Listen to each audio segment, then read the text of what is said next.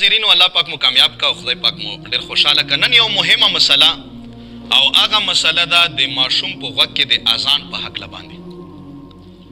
یقینا چې ډیره مهمه مسله ځکه چې دا په هر کور کې دا مسله را پیښیږي او علم په دې باندې ضروری دی.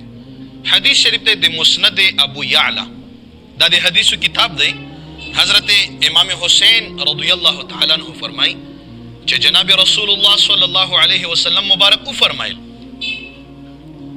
د مبارکو فرمایل چې کله ماشوم پیدا شي نو ښي غوږ کې ورته اذان وکړي او ګز غوږ کې ورته قامت وکړي. اذان ساده اذان سحر اذان نه او ګز غوږ کې ورته قامت وکړي.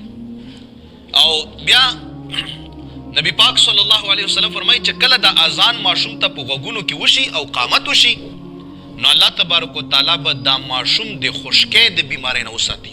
ام صبیان چورته سکړه کی بیماری د سکړه کی بیماری نه به الله تبارک وتعالی د وساتي. ځینې علماء چې ام صبیان دا د جناتو سوري ته یي د دې نه به الله تعالی وساتي. ځینې ماشوم ډیر زیات رنګم زیړ وي او عملم نه کوي هغه ته ام صبیان بیماری لګېدلې وي. الله تعالی به دا غې نه وساتي خو چې په صحیح طریقه باندې اذان وشي. علما لیکي چې څنګه اذان وکړي چې ماشوم به راوچت کی او به نسی او قاری سے بھی پکار دی چې خو نیک انسان اذان وکړي. هغه د راشي د قبلې په مخ باندې او دس بیوي او په خیغو کې د ورته اذان وکړي او باقي د پازانه حي علی الصلاه حي علی الفلاح کې دا مخم ته وایي لکه څنګه په اذان کې ته وایي او په غزغه کې ورته قامت وکړي. نو دا د اذان مسله ده چې موږ تاسو له دې باندې علم ضروری دی.